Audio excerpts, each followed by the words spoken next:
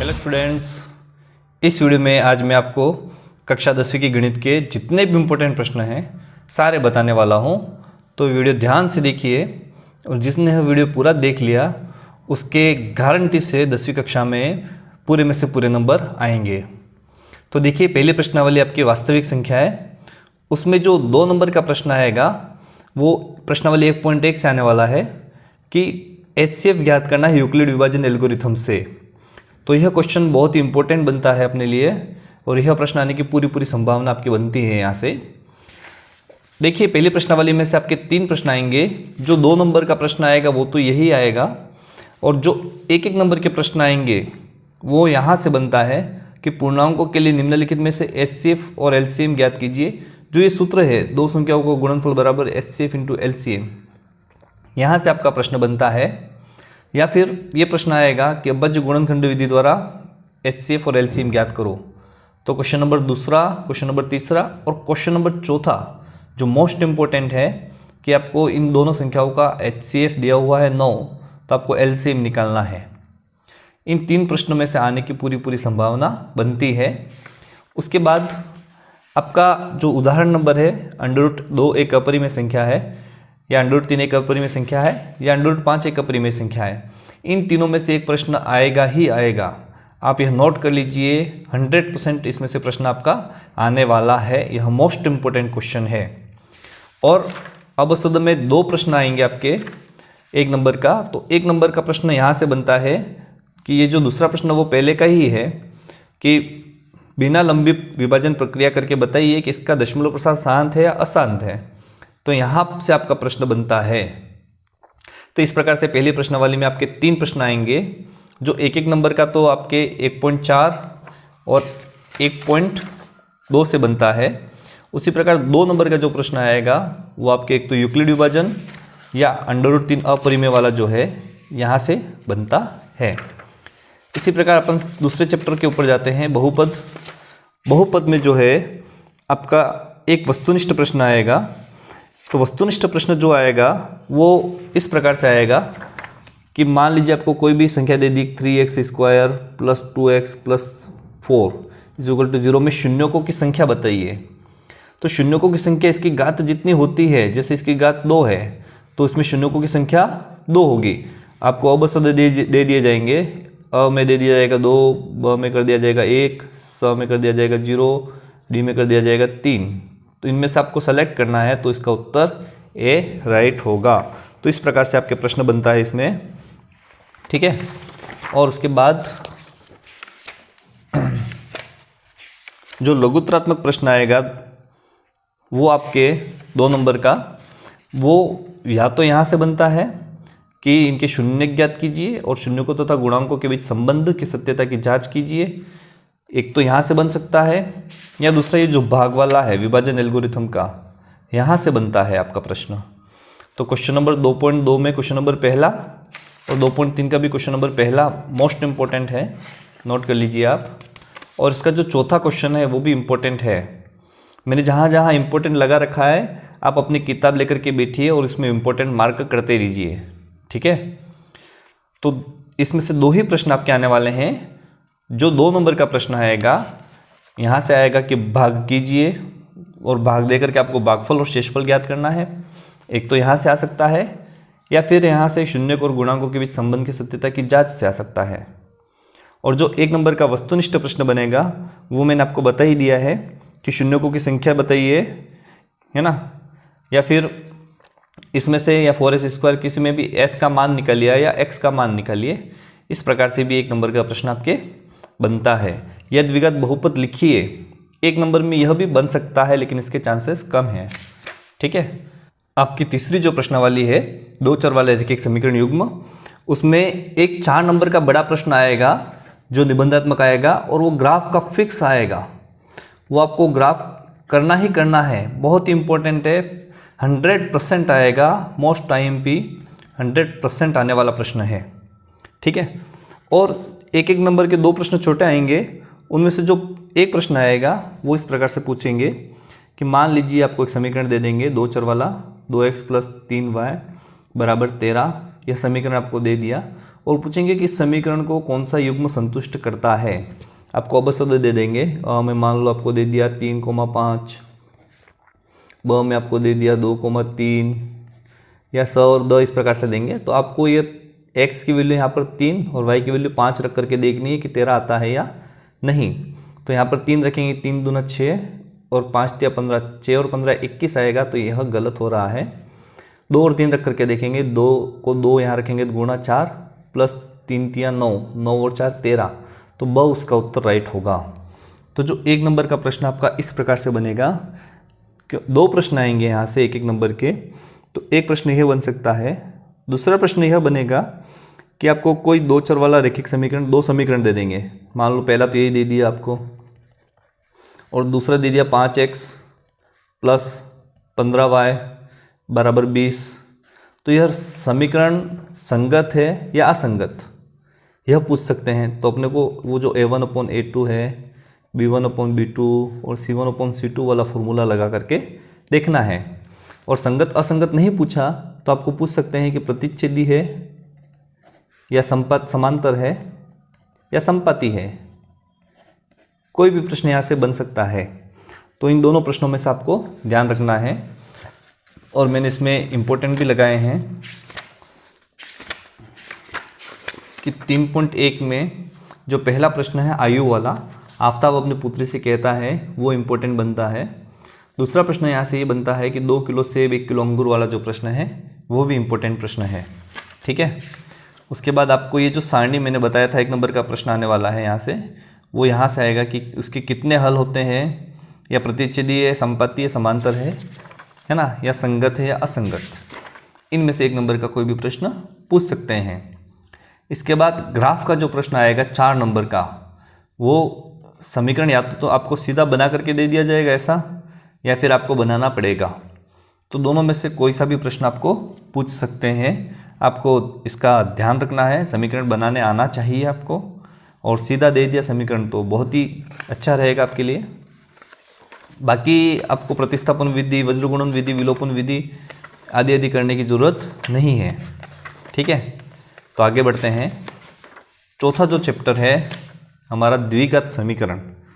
द्विघात समीकरण में हमारा एक तो 1 नंबर का प्रश्न आएगा वस्तुनिष्ठ, और अतिलघुतात्मक भी 1 नंबर का आएगा। तो 2 छोटे प्रश्न आएंगे, और जो छोटे प्रश्न आएंगे वो आपका ऐसा पूछेगा कि b² - 4ac, आपको या तो ग्रेटर देन 0 दे देंगे, तो बताइए कि इसके मूल कैसे होंगे, वास्तविक होंगे तथा समान होंगे। आपको ए ऑप्शन दे दिया, वास्तविक तथा समान, बी दे दिया वास्तविक तथा भिन्न, सी दे दिया काल्पनिक, डी दे दिया इनमें से कोई नहीं। तो आपको उसका पहला उत्तर राइट करना है, क्योंकि यह 0 से बड़ा है। या बराबर भी देंगे तब आपको सेकंड वाला उत्तर राइट करना है। तो आपको इसका जो समीकरण वाला है वो आपको ध्यान रखना है और उसको अच्छे से सीख लेना है। और प्रश्न की मैं अगर बात करूं तो यहाँ से ये पहला जो प्रश्न है कि गुणनखंड विधि द्वारा निम्न समीकरण युग्मों के मूल ज्ञात कीजिए, यहाँ से एक प्रश्न आ सकता है। इसकी 4.1 तो आपको छोड़ ही देनी है, वहाँ से प्रश्न नहीं बनने वाला है। और इसका जो तीसरा प्रश्न है, ऐसी 2 संख्याएं ज्ञात कीजिए जिनका योग 27 और गुणनफल, ये भी प्रश्न इंपॉर्टेंट है, और ये भी प्रश्न इंपॉर्टेंट है यहाँ से। तो 4.2 में मैंने 6 में से 3 प्रश्न इंपॉर्टेंट बताए हैं आपको, तो उसको आप अच्छे से कीजिए। और इसमें आगे आपको गुणनखंड विधि या द्विघाती सूत्र या पूर्ण वर्ग विधि, 3 जो विधियां हैं द्विघात समीकरण को हल करने की, उन तीनों विधियों में से आपको कोई भी एक विधि सीख लेनी है और उस एक विधि के ऊपर ही आपका प्रश्न बनेगा। ठीक है। और आपका एक छोटा सा प्रश्न ऐसा भी बन सकता है कि मान लीजिए 2x² + 3x - 5 बराबर 0 दे दिया, तो इसके मूल क्या होंगे। इसके मूल का मतलब है x का मान क्या होगा वो आपको निकालना है। a में आपको दे देंगे कोई भी x की घात 2 है तो x के 2 मान होंगे। ठीक है। तो आपको उसमें से जो राइट होगा उसको सेलेक्ट करना है। या ऐसा सीधा सा आपको श्री धराचार्य विधि का सूत्र भी पूछ सकते हैं। ठीक है, अब आगे चलते हैं। चौथे लेसन में जो इम्पोर्टेंट था मैंने बता दिया कि पूर्ण वर्ग विधि, द्विघाती सूत्र विधि और गुणनखंड विधि, इन तीनों विधियों में से एक कोई सी भी विधि के ऊपर आपको सवाल सीख लेना है, वही प्रश्न आपके बनने वाला है।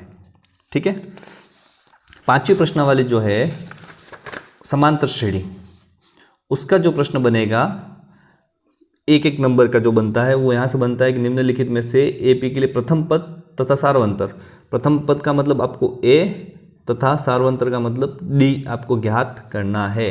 यह एक नंबर का प्रश्न आएगा ही आएगा, आप इसे अच्छे से नोट कर लीजिए। ठीक है, और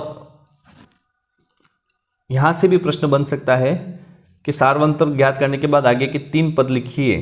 वैसे इस चौथे में से कोई भी आ सकता है, लेकिन मैंने जो इम्पोर्टेंट लगाए हैं उसमें एक तो ये इम्पोर्टेंट बनता है, एक ये इम्पोर्टेंट है, ये भी इम्पोर्टेंट है और ये भी इम्पोर्टेंट है। तो जो 15 क्वेश्चन में से मैंने 1, 2, 3 और 4 आपको इम्पोर्टेंट लगा करके दिए हैं, आप उसे पढ़ लीजिए, उनमें से ही प्रश्न बनने वाला है। ठीक है, या आपको जो 1 नंबर का प्रश्न पूछेंगे उसमें सीधा सा सूत्र भी पूछ सकते हैं कि n वा पद ज्ञात करने का सूत्र बताइए, या n पदों का योग ज्ञात करने का सूत्र बताइए। ठीक है, या आपको एक छोटी सी समांतर श्रेणी दे देंगे जो 1 नंबर में प्रश्न आएगा उसके लिए कि 2, 5, 8, 11 और 14 का 7वां पद ज्ञात कीजिए। तो यह भी एक छोटा सा ही प्रश्न है, 1 नंबर में ऐसा इस प्रकार का प्रश्न पूछ सकते हैं। और जो दीर्घात्मक प्रश्न है उसमें आपके ये वाला सवाल इंपॉर्टेंट है, 7वां क्वेश्चन नंबर 7वां। क्वेश्चन नंबर पहला भी 1 नंबर के लिए इंपॉर्टेंट हो सकता है कि ए डी एन दिया है तो ए एन ज्ञात करो, या फिर ए दिया है, ये दिया है, ये दिया है तो डी ज्ञात कीजिए। तो इस प्रकार से भी प्रश्न पूछ सकते हैं 1 नंबर में। और जो दीर्घात्मक प्रश्न है 3 नंबर का, उसके लिए क्वेश्चन नंबर 7वां आपका इंपॉर्टेंट है। क्वेश्चन नंबर 13वां मोस्ट इंपॉर्टेंट है आपका, ये 3 अंकों वाली संख्या 7 से विभाज्य हैं, ऐसी कितनी संख्या हैं। और 17वां प्रश्न जो है कि 3, 8, 13, 253 में अंतिम पद से 20वां पद ज्ञात कीजिए, यह भी इंपॉर्टेंट है। ठीक है, और एक पीछे 19वां प्रश्न है, सुब्बा राव ने 1995 में 5000 के मासिक वेतन वाला, यहाँ से भी ये इंपॉर्टेंट बनता है। तो मैंने आपके 1, 2, 3, 4 और 5 ही प्रश्न इंपॉर्टेंट लिखवाए हैं 20 में से। ठीक है, आप उसको अच्छे से कीजिए। 5.3 में आगे बढ़ते हैं। तो निम्नलिखित समांतर श्रेणियों का योग ज्ञात कीजिए, यह भी एक छोटे क्वेश्चन में बनता है। और बड़े प्रश्न में अगर अपन देखें तो यदि किसी एपी के प्रथम 7 पदों का योग 49 है और 17 पदों का योग 289, तो इसके प्रथम n पदों का योग ज्ञात कीजिए, यह प्रश्न इंपॉर्टेंट है। इसके बाद इसका 12वां प्रश्न मोस्ट इम्पोर्टेंट है, 15वां प्रश्न मोस्ट इम्पोर्टेंट है और 14वां प्रश्न मोस्ट इम्पोर्टेंट है। माफ़ कीजिए, 12वां, 13वां और 14वां, कि तीनों ही मोस्ट इम्पोर्टेंट है। और एक 16वां प्रश्न, यह भी बहुत ही अच्छा प्रश्न है और इम्पोर्टेंट प्रश्न है, आने की पूरी संभावना बनती है। ठीक है, तो समांतर श्रेणी में से यहाँ से प्रश्न पूछेंगे आपको, इसके अलावा आपको आगे पढ़ने की ज़्यादा ज़रूरत नहीं है। छठी जो प्रश्नावली है हमारी त्रिभुज, त्रिभुज में हमारा जो है 1-1 नंबर के 2 प्रश्न जो छोटे प्रश्न बनेंगे, उसमें से सीधा सा प्रश्न आपके यही बनता है इम्पोर्टेंट पहला, कि सभी व्रत कैसे होते हैं भाई, सभी व्रत समरूप होते हैं या सर्वांग सम होते हैं। तो सीधा सा एक समरूप होते हैं सभी व्रत। तो जो इसके 4 प्रश्न हैं, चारों में से कोई सा भी एक प्रश्न आपको पूछ सकते हैं। ठीक है, यह आपको आधारभूत समानुपातिकता प्रमेय के ऊपर एक प्रश्न छोटा सा आ जाएगा कि ये दोनों भुजाएं दी है, ये दी है, इस भुजा का मान क्या होगा। तो पहला प्रश्न है कि एडी ज्ञात कीजिए, एडी में तो इसका और पहले में है इसी ज्ञात कीजिए, इसी ये वाला आपको निकालना है। तो यह 1 नंबर में बनता है। इसका तीसरा प्रश्न 2 नंबर में पूछ सकते हैं लघुत्रात्मक में। 5वां प्रश्न भी इम्पोर्टेंट है, 6ठा प्रश्न भी इम्पोर्टेंट है और 9वां प्रश्न भी मोस्ट इम्पोर्टेंट है। ठीक है। तीसरा, पांचवा और छठा और नौवा, इन चार में से एक प्रश्न आना ही आना है, यह आप नोट करके रखिए। ठीक है। उसके बाद आगे बढ़ते हैं 6.3। 6.3 में इसका जो दूसरा सवाल है इम्पोर्टेंट है, छठा सवाल इम्पोर्टेंट है, नौवा सवाल इम्पोर्टेंट है और 13वां सवाल इम्पोर्टेंट है। तो 1, 2, 3, 4 ही सवाल मैंने इसमें इम्पोर्टेंट बताए हैं। ठीक है। उसके बाद आगे बढ़ते हैं 6.4, बहुत ही अच्छी प्रश्नावली है और यहाँ से एक सवाल पक्का आने वाला है। या तो 6.2 से एक सवाल पक्का आने वाला है आपका, जो मैंने आपको भी बताया था, ये वाले इनमें से, या 6.4 में से एक सवाल पक्का आने वाला है। ठीक है। इनके क्षेत्रफल आपको दिए हुए हैं, तो BC का मान निकालिए। पहला, तीसरा, पांचवा, छठा, सातवां और नौवा, ये सारे सवाल इम्पोर्टेंट हैं। ठीक है। और पांचवा, छठा और सातवां मोस्ट इम्पोर्टेंट सवाल हैं, यहाँ से आपका लघुत्तरात्मक प्रश्न बनता है। ठीक है। उसके बाद 6.5 में कुछ खास नहीं है, फिर भी इसका दूसरा प्रश्न और सातवां प्रश्न आप एक बार अच्छे से कर लेना। ठीक है। अब आगे बढ़ते हैं 7वीं प्रश्नावली, निर्देशांक ज्यामिति, जो बहुत ही इंपॉर्टेंट प्रश्नावली है और सरल प्रश्नावली है। इसमें एक सवाल आपका फिक्स बनता है कि कोई भी आपको एक बिंदु दे दिया, मान लीजिए कि 2,3 की x अक्ष से दूरी बताइए। यह एक बिंदु दे दिया 2,3, तो देखो x अक्ष से दूरी पूछा है तो सीधा आपको उत्तर लिखना है 3। अगर इसी प्रश्न को मैं बदल करके y अक्ष से दूरी पूछूं तो वो आपको x का मान लिखना है 2। ठीक है। कैसे होता वो भी मैं आपको बता देता हूं।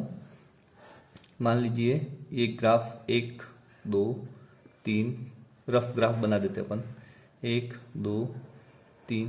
ठीक है। यह बिंदु बनाता हूं मैं 2,3, तो x अक्ष पे 2 और y अक्ष पे 3, तो यह अपनी बिंदु बन गया यहाँ पे 2,3। अब पहला पूछा x अक्ष से दूरी, तो x अक्ष कौन सा है, ये वाला है। यहां से ये दूरी कितनी है, यहां से ये दूरी इसके बराबर है, कितनी है, 3। तो x अक्ष का जब पूछेंगे तब आपको y वाला मान लिखना है 3। और अगर y अक्ष से पूछ ले तो y अक्ष कौन सा, ये वाला। यहां से इस बिंदु की दूरी कितनी, इसके बराबर। ये किसके बराबर है, इसके बराबर, 2 के बराबर। तो y अक्ष से पूछे तब आपको 2 और x अक्ष से पूछे तब आपको 3 उत्तर इसका लिखना है। प्रश्न बदल सकते हैं, जैसे कि -4,5 में y अक्ष से दूरी कितनी है, तो आपको उत्तर दे देंगे a -4 दे दिया आपको। ठीक है। b दे दिया 4, c दे दिया 5 और d दे दिया -5। तो आपको इसमें से आप कहोगे सर y अक्ष से पूछा तो आपको x वाला मान लिखना -4 आपको राइट कर दोगे। लेकिन ध्यान रखना है कि -4 दूरी कभी भी माइनस में नहीं हो सकती है, इसलिए आपको इसको राइट नहीं करना है और प्लस वाले 4 को राइट करना है। दूरी हमेशा धनात्मक ही होती है, दूरी कभी भी ऋणात्मक नहीं होती है। जैसे मैं आपको कहूं कि मैं यहां से कुछ दूरी 10 किलोमीटर पे जा रहा हूं, तो 10 किलोमीटर कह सकता हूं, -10 किलोमीटर नहीं बोल सकता। ठीक है। तो एक प्रश्न यहां से यह 100% आएगा ही आएगा। उसके बाद अपन किताब का देखते हैं। तो देखो, दूरी सूत्र के ऊपर आपको प्रश्न पूछेंगे, एक मूल बिंदु के ऊपर पूछेंगे कि मूल बिंदु क्या होता है इसका, तो मूल बिंदु होता है 0,0। ठीक है। उसके बाद ये बिंदुओं के बीच की दूरियां, वही दूरी सूत्र से आपको निकालना है। इसमें ये जो तीसरा सवाल है a, b -a, -b वाला, वह मोस्ट इंपोर्टेंट प्रश्न है। ठीक है। इसका तीसरा सवाल सरेख वाला, वो भी इंपोर्टेंट है। और चौथा सवाल जो है एक समद्विबाहु त्रिभुज के शीर्ष वाला, यह भी इंपोर्टेंट है। इसका जो सातवां सवाल है, x अक्ष पर वह बिंदु ज्ञात कीजिए, यह मोस्ट इंपोर्टेंट सवाल है क्योंकि यहाँ x अक्ष पर आया है। तो इस प्रकार का जो सवाल आएगा x अक्ष पर, तो x अक्ष पर y का मान 0 होता है, ये आपको ध्यान में रखना है। 9वां प्रश्न भी इंपोर्टेंट है। ठीक है। आगे बढ़ते हैं 7.2 से में जो विभाजन सूत्र है उस पर अपने आधारित एक सवाल पूछा जाएगा। जैसे इसका यह पहला सवाल आपका इम्पोर्टेंट है, दूसरा सवाल आपका इम्पोर्टेंट है, ठीक है, और चौथा सवाल आपका इम्पोर्टेंट है, पांचवा और सातवां, ये मैंने इम्पोर्टेंट लगा दिए हैं यहाँ पे, ठीक है। और जो 7.3 है उस त्रिभुज का क्षेत्रफल ज्ञात कीजिए। तो आपको जो त्रिभुज का क्षेत्रफल है बिंदुओं वाला, ये वाला 1/2 x1 कोष्टक y2 माइनस y3 वाला आपको सूत्र लगाना है और उस सूत्र से आपको क्षेत्रफल निकालना है। दूसरा, निम्नलिखित में से एक का मान ज्ञात कीजिए ताकि तीनों बिंदु सरेख हो में आपको क्या करना है, सेम का सेम ही आपको काम करना है, बस उसका जो क्षेत्रफल है उसको 0 के बराबर आपको लिखना है और k का मान ज्ञात करना है। यहाँ ये जो दूसरा है वो मोस्ट इंपोर्टेंट प्रश्न बनता है। और भी इसमें से एक नंबर का प्रश्न जो बनता है मैं आपको बता देता हूँ कि मान लीजिए आपको 5,7 एक बिंदु दे दिया और पूछ लेंगे कि इसमें भुज का मान क्या है। तो जो x का मान होता है वो कहलाता है भुज और जो y का मान होता है वो कहलाता है कोटि, ठीक है। तो x का मान जो है भुज पूछा तो 5 लिखोगे, अगर उसी प्रश्न में कोटि पूछा गया है तो 7 आप उत्तर लिखोगे, है ना। और अगर आपको ऐसा पूछ ले कि मध्य बिंदु ज्ञात कीजिए, तो मध्य बिंदु का जो सूत्र है x1 plus x2 upon 2 y1 plus y2 upon 2, इस सूत्र से आपको मध्य बिंदु ज्ञात करना है। बस यहां से यही कुछ इंपॉर्टेंट प्रश्न बनते हैं, ठीक है। तो आगे बढ़ते हैं 8वीं प्रश्नावली में, त्रिकोणमितीय का परिचय। बहुत ही अच्छी प्रश्नावली है। यहां से जो है एक नंबर के 4 प्रश्न आपके आएंगे और एक बड़ा प्रश्न आएगा 4 नंबर का, ठीक है। तो जो एक नंबर के प्रश्न आएंगे वो हर एक प्रश्नावली से एक आएगा। जैसे 8.1 में से आपका 1 नंबर का प्रश्न आएगा, है ना। ये जो 8.1 है वो अपना जो सूत्र है लाल बटे कक्का वाला, कौन सा, लंब बटा कर्ण जो साइन का मान होता है, ठीक है, आधार बटा कर्ण कॉस, ये टेन, फिर ये कॉट, सेक और कोसेक, इस पर आधारित एक सवाल आपका पक्का आने वाला है, जिसमें तीसरा और 10वां सवाल इंपॉर्टेंट है। 8.2 जो है इस सारणी पर आधारित है, 0 डिग्री, 30 डिग्री, 45 डिग्री, 60 डिग्री और 90 डिग्री। इस जो डिग्री आपको दे रखे हैं उनमें से आपका एक प्रश्न जैसे ये है या ये है, इस प्रकार से छोटे प्रश्न ही आपको पूछेंगे। जैसे बड़े प्रश्न है ये वाला है या ये वाला, इस प्रकार से प्रश्न आपको नहीं पूछा जाएगा। इसका जो दूसरा प्रश्न है ये भी इंपॉर्टेंट है और इसका जो तीसरा प्रश्न है वो मोस्ट इंपोर्टेंट प्रश्न आपका बनता है। फिर 8.3 में आपकी जो साइन 90 माइनस ए बराबर कोस है, तो 90 माइनस ए वाले जो सूत्र हैं, 6 सूत्र हैं, साइन का कोस होता है, कोस का साइन होता है, उसी प्रकार टेन का कोट, कोट का टेन, ठीक है। तो इस सूत्र पर आधारित आपके सवाल बनता है। और 8.3 पूरी ही प्रश्नावली इंपॉर्टेंट है, ठीक है। लेकिन फिर अगर आप इसमें छोड़ना चाहें तो आप 7वां सवाल छोड़ देना और 5वां सवाल भी छोड़ सकते हो, लेकिन मेरे हिसाब से तो आप 7वां ही छोड़े, बाकी सारे सवाल आप करें। सारी प्रश्नावली 6 सवाल है और इम्पोर्टेंट है। और 6ठा सवाल जो है मोस्ट इंपोर्टेंट सवाल बनता है। उसके बाद 8.4 में भी 1 नंबर का प्रश्न यहां से बनता है कि 9 सेक स्क्वायर है माइनस 9 टेन स्क्वायर है का मान ज्ञात कीजिए, या साइन ए का है तो इसके कॉस ए और टेन ए कोई भी एक उसमें चेंज कीजिए, या ये इस प्रकार से 1 नंबर का आपका प्रश्न बनता है। लेकिन जो निबंधात्मक प्रश्न आएगा 4 नंबर का, वह आपका 5वें प्रश्न में से ही आएगा कि निम्नलिखित सर्वसमीकरण सिद्ध कीजिए। ये जो सिद्ध करने वाले सवाल हैं 10, उसमें से एक सवाल पक्का आने ही वाला है, 100% आएगा। और उसमें से भी मैंने कुछ 5 सवाल इंपोर्टेंट बताए हैं। इसका दूसरा, छठा, 7वां, 8वां और 10वां, ये ज़्यादा इंपॉर्टेंट है, इनमें से आने के पूरे चांसेस हैं, ठीक है। आप नोट करते रहिए जो भी सवाल मैं आपको इंपॉर्टेंट बता रहा हूँ, साथ में ही आप किताब में भी इंपॉर्टेंट लगाते जाइए। अब 9वीं प्रश्नावली त्रिकोणमिति के कुछ अनुप्रयोग, उसमें एक नंबर के छोटे प्रश्न 2 पूछते हैं, ठीक है, और एक जो है वो बड़ा 2 नंबर का प्रश्न आपको पूछेंगे। तो जो छोटा प्रश्न पूछते हैं वो इस प्रकार से बनता है कि भूमि के एक बिंदु से जो पाद बिंदु से ऐसा जो है मीनार की ऊंचाई ज्ञात कीजिए। मतलब जो छोटा है जिसका हल है वो 1 नंबर में पूछेंगे और जिसका बड़ा हल है वो आपका 2 नंबर में पूछेंगे। जो इसका दूसरा सवाल आंधी आने से एक पेड़ टूट जाता है, ये मोस्ट इंपोर्टेंट है। चौथा, पांचवा, आठवां, 12वां, 13वां और 16वां इसके बहुत इंपॉर्टेंट सवाल हैं। 16वां सवाल भी बढ़िया, बहुत ही अच्छा सवाल है। कौन सा? पूरक कोण वाला सवाल है।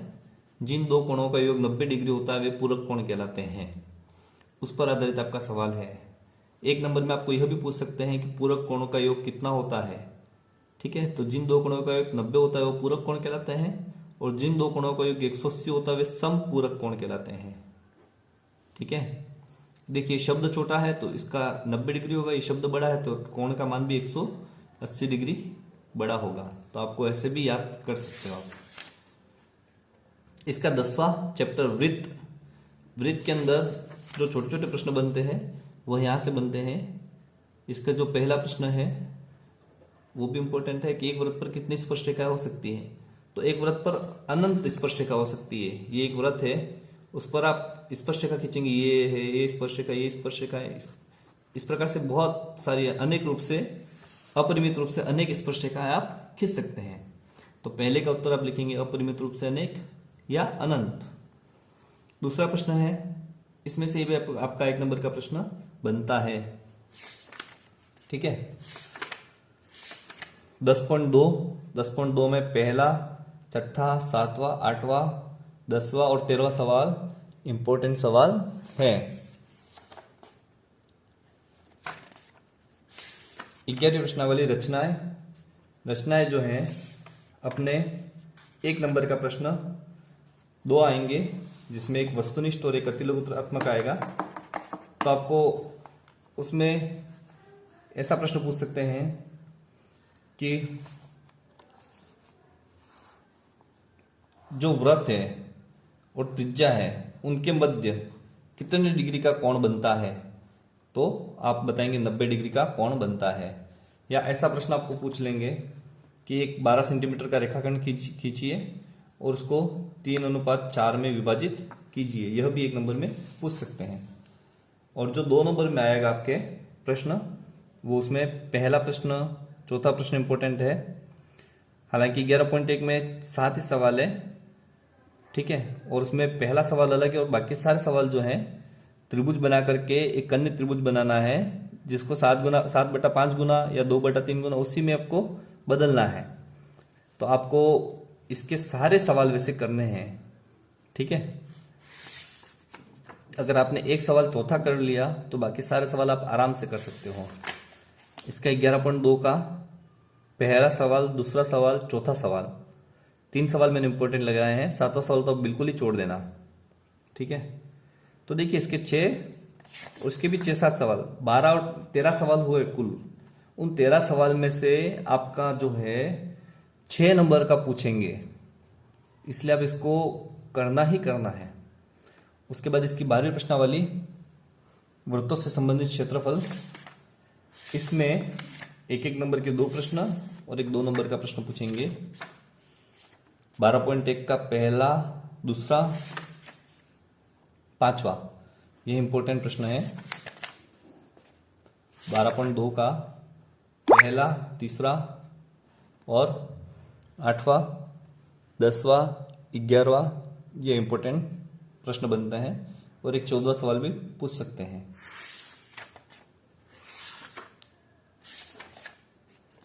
12.2 का 3 का दूसरा, तीसरा, चौथा, 9वां, 13वां और 14वां, ये इंपॉर्टेंट बनते हैं। तो देखिए मैं बहुत ही कम प्रश्न इंपॉर्टेंट बता रहा हूं। देखो 16 प्रश्न है, उसमें से 1, 2, 3, 4, 5 और 6, 16 में से 6 ही सवाल मैंने इंपॉर्टेंट बताए हैं। तो जो मैं इंपॉर्टेंट बता रहा हूं उसको तो आपको किसी भी परिस्थिति में करना ही है। बाकी आपकी जो इच्छा हो वो आप कर सकते हैं। 13वीं प्रश्नावली, पृष्ठीय क्षेत्रफल और आयतन। उसमें भी 1 नंबर के 2 और जो लघुत्रात्मक है 2 नंबर के, वो भी 2 पूछेंगे। ठीक है, इसलिए यह भी 6 नंबर की प्रश्नावली है। इसमें 13.1 में पहला, तीसरा, छठा, 13.2 में चौथा, 7वां, 13.3 का पहला, दूसरा, तीसरा, छठा और 7वां,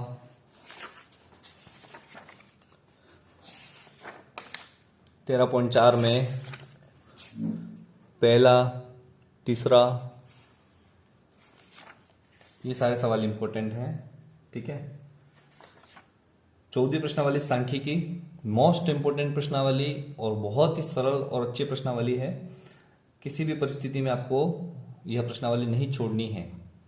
इसमें एक एक नंबर के 2 प्रश्न बनते हैं। तो जो छोटे प्रश्न बनता है वो सीधा आपको ऐसा पूछ सकते हैं कि 2, 5, 3, 7, 8, 1, 4 का माध्य ज्ञात करो। तो आपको सीधा सा वो सूत्र लगाना है कि आंकड़ों का योग बटा आंकड़ों की संख्या, इन सबको जोड़ करके 1, 2, 3, 4, 5, 6, 7 का भाग लगा देना है। तो ये तो हो गया माध्य। या बहुलक पूछ लेंगे आपको कि बहुलक क्या है इसका, ठीक है, या माध्यक पूछ लेंगे। तो 1 नंबर में आपका ऐसा प्रश्न बनेगा। और जो 2 नंबर के प्रश्न बनेंगे आपके, एक 2 नंबर का बनेगा, एक 3 नंबर का बनेगा और एक 4 नंबर का भी बनेगा। टोटल 11 नंबर की प्रश्नावली है। सबसे ज्यादा जो नंबर है वो इसी प्रश्नावली के हैं। तो आपके 1 नंबर का तो मैंने बता दिया। 2 नंबर का जो प्रश्न बनता है वो माध्य के लिए आ सकता है कि निम्न का माध्य ज्ञात कीजिए। पहला, तीसरा और चौथा सवाल आपका इंपॉर्टेंट है। तीसरा सवाल जिसमें f का मान ज्ञात करना है, यह भी मोस्ट इंपोर्टेंट क्वेश्चन है। और इसका 7वां सवाल भी अच्छा है, ये भी मोस्ट इंपोर्टेंट है। तो इसमें कोई सा भी सवाल 2 नंबर का आ सकता है, कोई सा भी 3 नंबर का आ सकता है और कोई सा भी 4 नंबर का आ सकता है। बस ये बात तय है कि एक माध्यक का, एक माध्यक का और एक बहुलक का, तीनों के ऊपर सवाल एक एक आएगा ही आएगा। तो ये जो 14.1 है उसमें माध्य का सवाल है वो मैंने आपको बताए हैं, वो करने हैं। 14.2 में जो है बहुलक है, उसमें पहला, दूसरा और चौथा सवाल इंपॉर्टेंट है। 14.3 जो है वो माध्यक का है, ठीक है, उसमें दूसरा, तीसरा और चौथा सवाल, 7वां सवाल, ये सवाल इंपॉर्टेंट है। और एक प्रश्न 14.4 में से भी आ सकता है जिसमें 3 ही सवाल हैं। तो आपको 3 ही सवाल कर लेने हैं, इसमें एक भी सवाल छोड़ना नहीं है आपको। ठीक है, अंतिम अपनी प्रश्नावली प्रायिकता। प्रायिकता में आपको जो एक एक नंबर के हैं वो 2 प्रश्न आएंगे और एक 2 नंबर का प्रश्न आएगा। तो जो 1 नंबर का प्रश्न आएगा वो आपका पहला जो प्रश्न है, निम्नलिखित कथनों को पूरा कीजिए, उनमें से आपका 1 नंबर का प्रश्न बनता है। ठीक है, और 1 नंबर का प्रश्न यहां से भी बन सकता है कि Pe बराबर 0.05, तो E नहीं की प्रायिकता क्या है। तो यहां से भी आपका जो इस सूत्र पर आधारित है आपका Pe प्लस PE बार वाला, ये इस सूत्र पर आधारित है आपका, तो आपको यह करना है। उसके बाद जो 2 नंबर में प्रश्न आएगा वो आपका 10वां, 11वां, 12वां, 13वां, 14वां, 16वां, 18वां, ये सारे इंपॉर्टेंट हैं। और यहाँ पर 23वां और 24वां, ये सारे ही सवाल इंपॉर्टेंट हैं। ठीक है, तो आप, मैंने आज पूरे के पूरे 15 प्रश्नावली में कौन कौन से प्रश्न इंपॉर्टेंट हैं, आप इसका लास्ट वाला सारांश पढ़ लेना, तो उसमें भी आपका 1 नंबर का प्रश्न बन सकता है। ठीक है, कि आपको पूछ लेंगे कि एक असंभव घटना की प्रायिकता का मान क्या होता है, तो 0, निश्चित घटना का मान 1। हालांकि यह प्रश्न 15.1 में आ चुका है पहले सवाल में, पर फिर भी आप इसको पढ़ लें। तो इस प्रकार से आज की जो वीडियो थी उसमें हमने जितने भी इंपॉर्टेंट प्रश्न हैं कक्षा 10वीं की गणित में, वो सारे ही सवालों को हमने देखा है। मैं उम्मीद करता हूं कि आप उन सवालों को आप अच्छे से करें और पूरे में से पूरे नंबर लेकर के आए। आप सभी को ऑल द बेस्ट। मैंने प्रायिकता के ऊपर भी एक वीडियो अच्छे से बना रखा है, बाकी चैप्टर के ऊपर भी वीडियो कुछ बनाए हैं, तो आप उन्हें भी अच्छे से देखें, वो भी आपकी पढ़ाई में बहुत मदद करेंगे। और एक जो मैंने मिशन गगन के नाम से एक वीडियो बनाया है, उसमें मैंने इकाई वार जो अपने भाई फर्स्ट चैप्टर में कितने प्रश्न कितने कितने नंबर के आएंगे, सेकंड में कितने कितने नंबर के आएंगे, थर्ड में कितने कितने के आएंगे, ऐसा सारा बना रखा है। वह भी इम्पोर्टेंट वीडियो है आपके लिए, आप उसे भी देखें। मैं उसका लिंक इस डिस्क्रिप्शन में डाल दूंगा, आप वहां से उसको सर्च करके देख सकते हैं। ठीक है, तो आप सभी का बहुत सारा धन्यवाद। आप सभी को all the best. Thank you. जय हिंद, जय भारत।